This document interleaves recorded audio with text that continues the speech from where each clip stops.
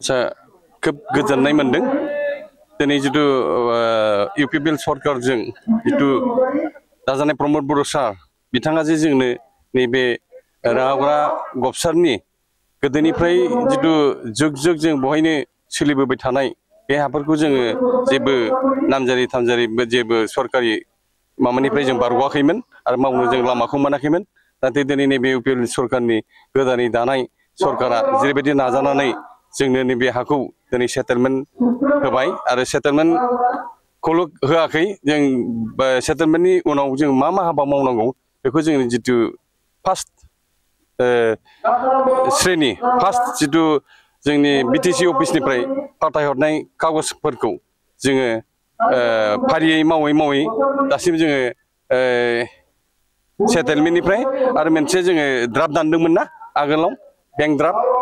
1000 थाखा ओरै जों बेंक ड्राफ्ट दानदोंमोन। बे बेंक ड्राफ्टखौबो जोङो उदालगुरि सार्कोलनिफ्राय जोङो क'क्राझारसिम बिटिसि अफिससिम लांनानै दासिम बे बेंक ड्राफ्टखौ रिसिप्ट बिथांमोनहा क'क्राझारनिफ्राय जोंनो रिसिप्ट होनानै मोनसे कागज हरफिनबाय आरो बे कागजखौ दासिम उदालगुरि सार्कोलाव जों दिनै साबमिट खालामनो थांदोंमोन। बे साबमिट खालामनो थांनायाव बिथांमोना बुंदों जे नोंथांमोना अनलाइन खालामग्रोनांगोन आरो अनलाइनाव सोयोबासो नैबे हाबाफारिफ्रा जाजोबगोन आरो बे हाबाफारिखौ फाइनाल स्टाफ बहियाव सोगोन बेनिफ्राय जोंनो मोनसे मियादि पाट्टा जोंनो होगोन। बेखिनि हाबाफारिया दासिम जों सोलिबाय थादों आरो खोब गोजोननाय मोनदों जोंनि जितु नैबे रागावग्रा गबसार आरो जोंनि मनपुर गबसार आरो गोमसाबिल गबसार बिनि माखासे जोङो जयैनो 100 गिरि न'खर 100 न'खरजों जोङो जेरैबायदि आबसुनि दैदेननायाव जों नाजानानै बिथांमोननि आबसुनि जितु वर्कार बिथांमोना जे जोंनो खामानिखौ मावनांगौआव जोंखौ जे जेरैबायदि बिथोन होनानै बा सहाय खालामबाय जों खोब गोजोननाय मोनबाय आरो जोंनि बे जुगामि सम्पतिखौ जों बानायना लानो हानानै जों रोजा रोजा दा जोंनि गोदान सरकार बिपिएल प्रमद बर'नि दैदेननायाव बे सरकारखौ जों खोब गोजोननाय मोनदों आरो खोब जों प्रशंसा खालामबाय आरो जितु आबसुनि सानै साथाम जा दैमारि सार बिथाङा जे जोंजों बै सार्भे खालामफानाय समनिफ्रायनो बिथाङा जोंजों फैफानानै मण्डलफोरजों कानानगु मण्डल फैनायाव बिथाङा फैफानानै जोंखौ जेरैबायदि हेल्प खालामबाय जोंनो माखासे लाइनफोरखौ दिन्थिबाय बिथांनि थाखाय बेनि थाखाय जों